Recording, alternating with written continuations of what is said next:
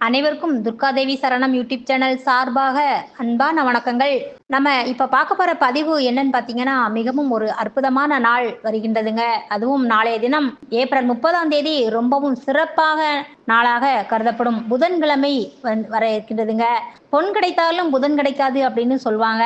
அந்த மாதிரி அற்புதமான நாள்ல தான் இந்த அக்ஷய திருதியை அப்படின்னு சொல்லக்கூடிய ஒரு அற்புதமான நாள் வருகின்றது. அப்படி சிறப்பு வாய்ந்த நாளில் நாம என்னென்னவற்றை எல்லாம் செய்தால் இந்த வருடம் முழுவதுமே நமக்கு சிறப்பான பலன் கிடைக்கும், அதனால நமக்கு என்னென்ன நன்மைகள் என்ன அப்படின்றத பற்றி தெரிஞ்சுக்கலாம். இந்த அக்ஷய திருதியை அப்படின்னு சொல்லக்கூடிய அற்புதமான நாளில் தங்கத்தை தவிர என்னென்ன பொருட்கள் வாங்கினால் இந்த விசுவாவசு வருடத்தில் பரம ஏழை கூட பணக்காரராக ஆகலாம் என்பதை பற்றி இந்த பதிவுல தெளிவாக பார்க்கலாம். பதிவுக்குள்ள போறதுக்கு முன்னாடி துர்காதேவி சரணம் சேனலை இதுவரைக்கும் சப்ஸ்கிரைப் பண்ணாம பாக்குறவங்க உடனே சப்ஸ்கிரைப் பண்ணிக்கோங்க. வாங்க இப்ப பதிவை பார்க்கலாம். முன்னொரு காலத்துல மார்க்கெட்டிங் அப்படிங்கிறத வார்த்தையை பயன்படுத்தி வந்தாங்க.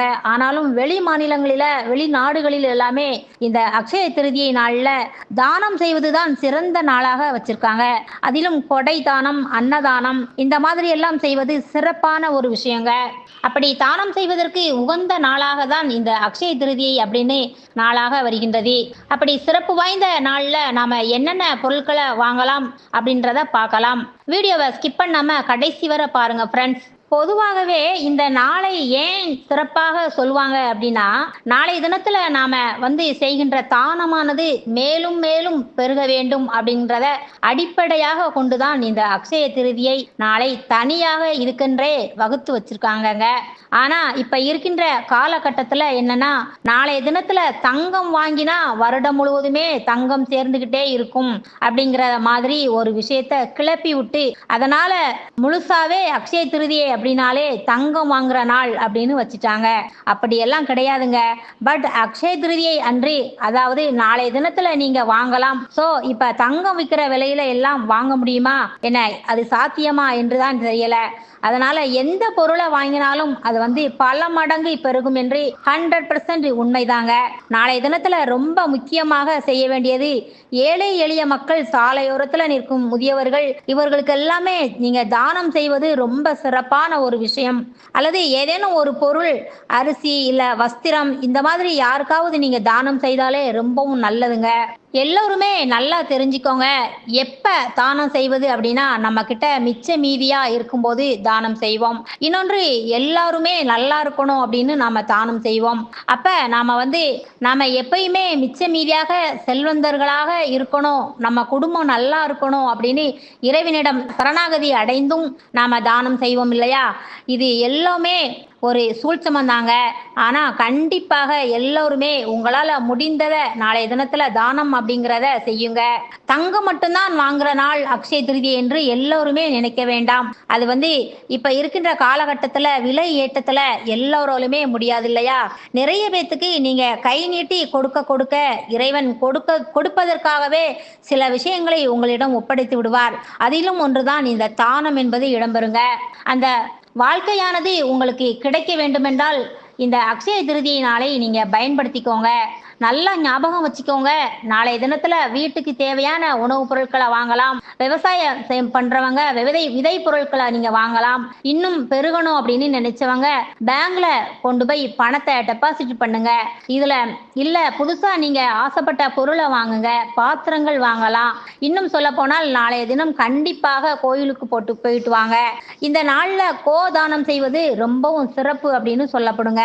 தானங்களில் எல்லாம் சிறந்தது அப்படின்னு எல்லா தானங்களையுமே சொல்வாங்க.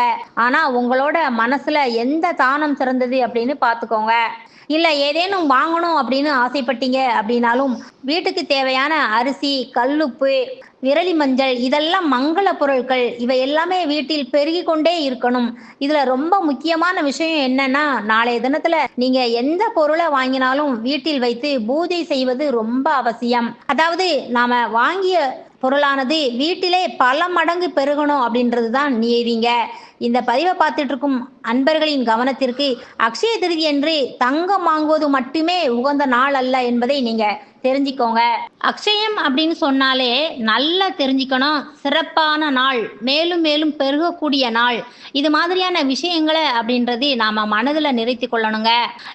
இதுல நல்லா தெரிஞ்சுக்க வேண்டியது செழிப்பு, நம்பிக்கை, மகிழ்ச்சி, வெற்றி இதெல்லாமே எப்பயுமே குறையாம இருக்கணும் அப்படின்றத நினைச்சு உங்கள் பக்கத்துல இருக்கும் ஆலயத்திற்கு சென்று வழிபாடு செய்தல், வழிபாடு முடிச்ச கையோட தான தர்மங்கள் செய்தல், இதுதான் ரொம்ப முக்கியமான ஒரு விஷயங்க. நிறைய பேர் சொல்வாங்க அக்ஷய திருதி நாளில் தங்கம் வாங்கினால் பயங்கரமாக பெருகும் என்று சொல்வாங்க இல்லையா? அதனால போன வருஷம் இந்த நாள்ல தங்கம் வாங்கியதில் எத்தனை பேருக்கு பல மடங்கு பெருகிடுச்சு அப்படின்னு இருக்கிறவங்க கீழே இருக்கும் கமெண்ட் பாக்ஸில் உங்களோட கருத்துக்களை பதிவிடுங்க.